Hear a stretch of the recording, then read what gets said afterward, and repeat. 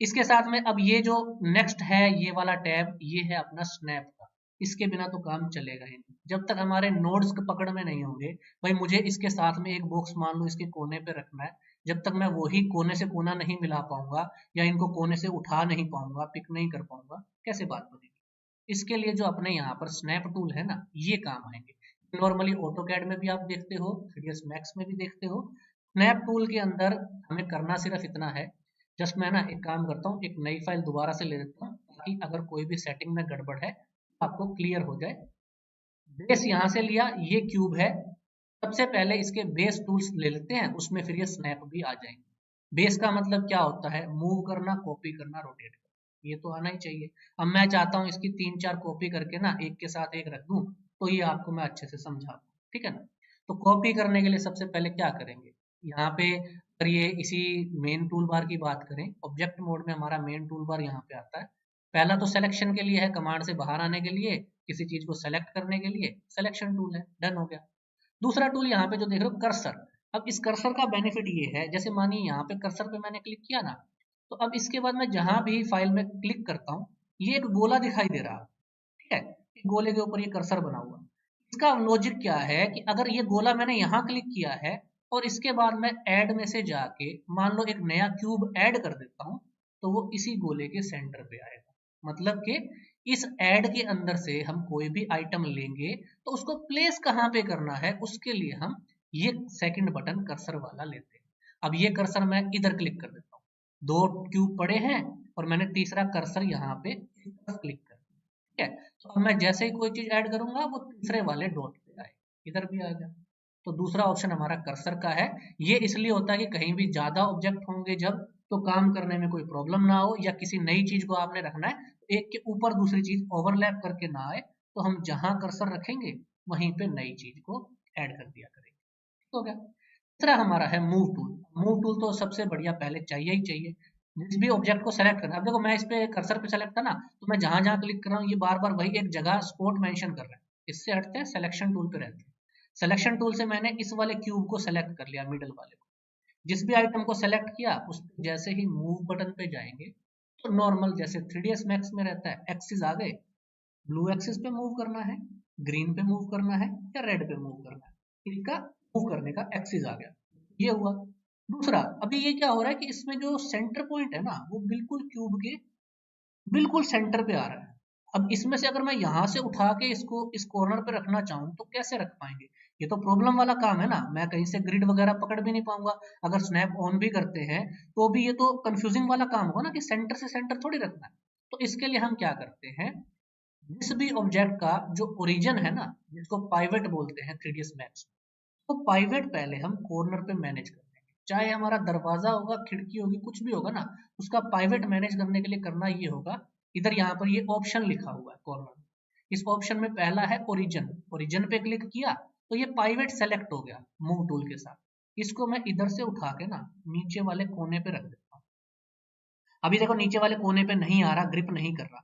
कारण ये है कि मैंने स्नैप बंद कर रखी है। तो जैसे ही मैं स्नैप ऑन करके और इसमें वर्टेक्स सेलेक्ट कर देता हूँ, तो वर्टेक्स कॉर्नर पे रहते हैं सारे, और स्नैप ऑन है तो ये चुंबक इसको खींच लेगा। तो जैसे ही मैंने यहाँ से इसका ओरिजिन इधर लाया, ये देखिए ये ऑरेंज कलर से अलग से शो हो रहा है ना, मैं इसके आसपास लेके आ रहा हूँ तो ये ऑरेंज बॉक्स, बाउंडिंग बॉक्स आ रहा है, रख लिया इसने, ये ठीक हो गया। इसके बाद मैं ऑप्शन में से ओरिजिन को अनचेक, तो अब से इस क्यूब को जब मैं उठाऊंगा, इसका पाइवेट अगर कॉर्नर पे सेलेक्ट है, जैसे ही मैं मूव करूंगा मैं इसको कॉर्नर से उठा पा रहा हूँ। कॉर्नर से उठा के जिधर भी कॉर्नर पे रखना है, क्योंकि मैंने स्नैप ऑन कर रखी है, स्नैप के अंदर मैं इसको उठा के इसके आगे वाले कोने पे, पीछे वाले कोने पे, इधर इधर कहीं भी रख पा रहा हूँ। लेकिन अभी क्या हो रहा है कि मैं चाह रहा हूँ इसके ऊपर रखूं, लेकिन ऊपर नहीं हो रहा। ये क्या कर रहा है, अपनी मर्जी से ना किसी कोने पे ले जाता है। अब ये क्यों ले जा रहा है, क्योंकि इसके अंदर यहाँ पर और भी ऑप्शन रहते हैं, क्लोजेस्ट, सेंटर, मेडन और एक्टिव। तो हम इसको रखेंगे एक्टिव। स्नैप टूल के अंदर ही चुंबक हमने ऑन कर दिया। इसके अलावा वर्टेक्सिस, क्योंकि कॉर्नर पे रख रहा हूं तो वर्टेक्सिस सेलेक्ट किए हैं। अगर लाइंस पे रखना हो तो एजेस करेंगे, ग्रिड पे रखना हो तो वो भी अभी बताऊंगा, ग्रिड पॉइंट काम करेंगे। जैसे मानो मैं इसको ग्रिड सेलेक्ट कर देता हूँ, तो अब से जब मैं इसको उठाऊंगा ना, ये देखिए ये जो ग्रिड के खाने बने हुए हैं ऊपर, ये अपने आप खींचेगा चुंबक। जैसे इसको यहाँ से उठा रहे हैं, इधर इधर इधर, बिल्कुल पॉइंट टू पॉइंट हर ग्रिड पे चलने लग गए, क्योंकि हमने स्नैप पे चुंबक में ग्रिड का ऑप्शन दे रखा है। अगर इस ग्रिड को हटाएंगे, वर्टेक्स करेंगे, तो फिर जब मैं इसको उठा के किसी भी नजदीकी ऑब्जेक्ट के वर्टेक्स के पास जाऊंगा, मैं यही चाह रहा था ना ऊपर रखना, तो रख पा रहा हूँ, पहले नहीं रख पा रहा था, क्योंकि पहले इसमें यहाँ पर ये क्लोजेस्ट सेलेक्ट था, एक्टिव सेलेक्ट नहीं था। ये बिल्कुल वो बेस सेटिंग बता रहा हूँ आपको जो आपने सीधा काम करने में लगानी ही लगानी है, क्योंकि अगर ये नहीं रहेगी ना, हर बार नई फाइल लेंगे तो ये बाय डिफॉल्ट चीजें आती हैं, तो ये करता है प्रॉब्लम। अभी मैंने जो ये सेटिंग्स करी हैं, इसके बाद हम यहाँ से फाइल में से, इसमें डिफॉल्ट में एक ऑप्शन रहता है, एक होता है सेव स्टार्टअप फाइल जो कि ब्लेंडर की फाइल है, या फिर लोड फैक्ट्री सेटिंग, या तो इसमें मतलब कि जो लोड करेंगे तो ब्लेंडर वाली करेगा, सेव करेंगे तो अब मैंने जो सेटिंग्स करी है ना, मेरी हर बार नई फाइल में ग्रिड इस तरह से आए, मतलब कि स्नैप में एक्टिव रहे, और जो है ये वर्टेक्स वगैरह, और जो मैंने इसके ये जो आइकन करे थे ना छोटे बड़े साइज, मेरी बाय डिफॉल्ट फाइल की सेटिंग्स मैं सेव करने के लिए फाइल में जाके डिफॉल्ट में जाके save startup file and overwrite, अब ये कह रहा है कि भाई पहले जो ब्लेंडर देता है वो उसकी जगह ओवरराइट हो जाएगा आपकी फाइल, तो मैं बोल देता हूँ जी कर दो ओवरराइट। तो अब से जब भी मैं न्यू फाइल लूंगा तो उसमें हमारे सेटिंग्स जो हमने बेस रेडी किया है वैसा आया करेगा, ठीक हो गया। तो यहाँ पे कुल मिला के सिर्फ स्नैप में से हमने इसको समझा कि किसी भी चीज को एक दूसरे के साथ जब तक पकड़ नहीं सही कर पाएंगे तब तक बात बनेगी नहीं।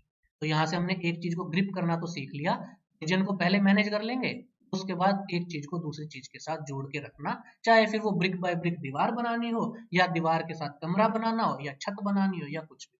जब आपका स्नैप ऑन रहेगा तो अकॉर्डिंगली आप जो भी काम करोगे आपके कंट्रोल के अंदर, है ना।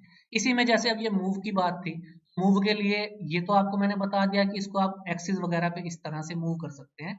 इसके अलावा क्या रहता है कि अगर इसमें आप शिफ्ट डी प्रेस करते हो ना, डी का मतलब होता है डुप्लीकेट के लिए, ठीक है। तो अगर जैसे मानो मैंने यहाँ पे करा शिफ्ट डी, तो ये इसमें से एक डुप्लीकेट इसका उठ गया मेरे पास आ गया, जैसा हम मान लो स्केचअप में एम कंट्रोल करते थे, एम दबाते थे मूव के लिए, और कंट्रोल करते उसमें से एक कॉपी उठ के हमारे हाथ में आ जाती। अब ये कॉपी अभी फ्रीली चल रही है, अगर मैं इसको किसी पॉइंट पे रखना चाहता हूं तो रख सकता हूं, नहीं तो नॉर्मली इसमें काम कैसा चलता है, ये जो आप एक्सिस देख रहे हो ना, एक्स वाई जेड, जैसे ही मैंने इसको शिफ्ट डी दबाया, शिफ्ट का मतलब डुप्लीकेट करने के लिए शिफ्ट के साथ दबाया, तो ये हवा में है, मैं एक्स प्रेस कर देता हूँ, एक्स, तो ये एक्स एक्सिस पर इसकी कॉपी हो सकती है। मैं वहीं प्रेस करता हूँ वाई, बिना कोई दूसरी की प्रेस किए, ये वाई पर चलने लग गया, वहीं प्रेस करता हूँ जेड, तो ये ऊपर और नीचे डुप्लीकेट होने लगे। ये मेन टिपिकल चीजें हैं, जरूरी है इसलिए आपको बता रहा हूँ। जब भी किसी चीज को हम अगर उठा रहे हैं, अगर आपको फ्रीली करना है तो फिर तो देखिए दोबारा से करते हैं, इसको पकड़ा, शिफ्ट और डी, डी फॉर डॉग, ये प्रेस किया, ये फ्री हैंड आ गया हमारे पास, ये एक कॉपी। अभी ये है ग्रुप, ये कंपोनेंट नहीं है, अगर मैं इसको यहाँ रख देता हूँ, इसको एडिट करूंगा इसके साइज को, तो ये एडिट नहीं होगा क्योंकि ये ग्रुप है। एक तो ये चीज को आप समझिए, है ना। दो करते हैं, दोबारा करते हैं, इसको लिया शिफ्ट डी, जहां ये उठ रहा है या तो फ्रीली रख लो या फिर एक्सिस काउंट कर लो, एक्स वाले पे दबाओगे तो एक्स में चलेगा, वाई वाले पे दबाओगे तो वाई में चलेगा, जेड वाले पे दबाओगे तो जेड में चलेगा। ये हुआ कॉपी का, तो मूव के साथ ही कॉपी होगा और मूव के साथ ही मूव होगा, एक तो ये। इसके बाद रोटेट, अब क्योंकि जैसा रोटेट की बात है रोटेट में भी सेम चलेगा, अगर आप इसको नॉर्मली रोटेट करोगे तो ये रोटेट इस तरह से हो रहा है, और अगर यहीं पे आप शिफ्ट डी कर दोगे, ये तो मतलब मल्टी उसके लिए होगा ना, कॉपी के लिए, इसमें साथ के साथ मतलब रोटेट में कॉपी इसमें यूं नहीं चलेगा, उसके लिए एक अलग ऑप्शन रहता है यहाँ पे ट्रांसफॉर्म का। ये मिक्स चीजें रहती है, मतलब इसमें स्केल, रोटेट और मूव तीन टूल मिक्स रहते हैं।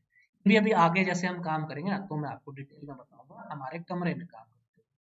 कुल मिला के मूव टूल, रोटेशन टूल पकड़ के चाहे ग्रीन एक्सिस पे रोटेट कर लो, चाहे रेड एक्सिस पे रोटेट कर लो, चाहे ब्लू एक्सिस पे रोटेट कर लो, ये रोटेट होता है उसके हिसाब से। जैसे यहाँ पर ये जो भी हमने ओरिजिन सेट किया था ना, मैंने क्योंकि कॉर्नर पे सेट कर दिया था, इसका कॉर्नर पे है, मानो इस वाली क्यूब का देखें, इसका बिल्कुल सेंटर में है, तो इसका रोटेशन ऐसा हो, ये बिल्कुल सेंटर से घूम रहा है, और ये हमारा इसका ओरिजिन हमने पॉइंट पे किया था कॉर्नर पे, तो ये कॉर्नर से, डिफरेंस ये रहे, ठीक है ना। तो अकॉर्डिंगली ये भी रोटेशन का भी हो जाएगा।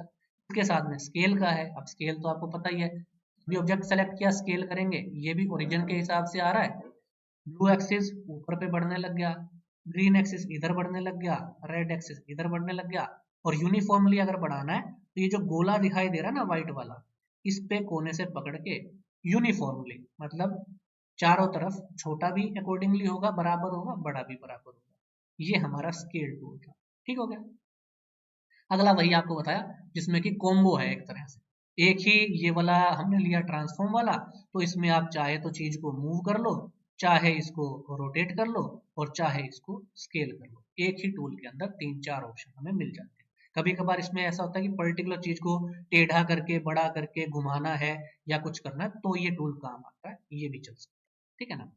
इससे आगे चलते हैं। अभी सारा हमारा चल रहा है जी ऑब्जेक्ट मोड। ये 2-3 चीजें खास ध्यान रखना जो मैं अभी आपको बता रहा हूँ। ऑब्जेक्ट मोड में क्या हो रहा है कि पर्टिकुलर जो अपना जितनी चीज हम इसमें अभी देख पा रहे हैं, ये ग्रुप्स में काम चल रहा है, यूं समझिए।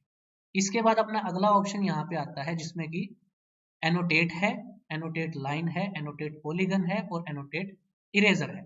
एनोटेट में नॉर्मली जैसे हम पेंसिल से खुद से लिखते हैं ना, जैसे यहाँ मैं लिख देता हूँ HIN DI, जैसे फ्री हैंड लिखते हैं। ठीक है ना। तो ये इसके लिए एनोटेट के लिए नॉर्मली यहाँ पे मार्किंग के लिए हो गया।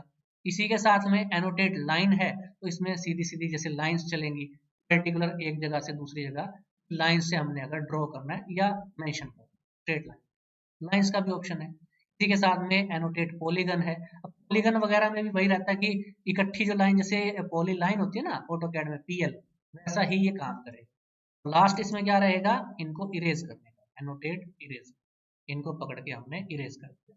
इनकी फिलहाल हमें कोई जरूरत नहीं है। आगे चल के आर्किटेक्चर में जो काम रहेगा ना, वो फ्री हैंड की जरूरत नहीं पड़ती, वो हमारा लाइन कमांड और बाकी आर्ची मैश वगैरह अलग टूल हमें मिल जाते हैं, तो इनकी जरूरत हमें नहीं रहती। तो एनोटेट की हमें कोई खास जरूरत वैसे नहीं पड़ेगी हमारे आर्किटेक्चर वगैरह में।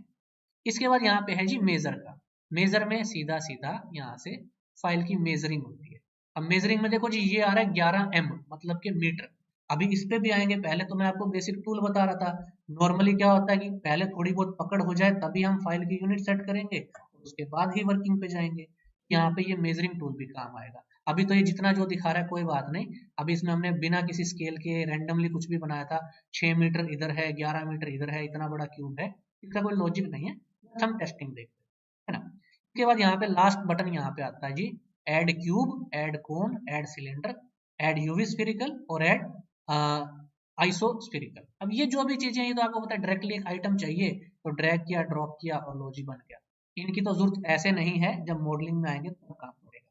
यहाँ से डायरेक्टली वैसे हम इसको क्यूब में रखते हैं। क्यूब में ये वाला क्यूब बेनिफिट ये देता है, जैसे हमारा उसमें रेक्टेंगल होता था ना स्केचअप में, ये रेक्टेंगल की जगह ऐसा काम करता है कि जब मैं मान लो ऑटो कैड का प्लान ले आऊंगा, मैं एक तरफ से ऐसा पकड़ के 4 इंची दीवार सेलेक्ट करके ऐसे उठा दूंगा, 4 इंची दीवार बन जाएगी।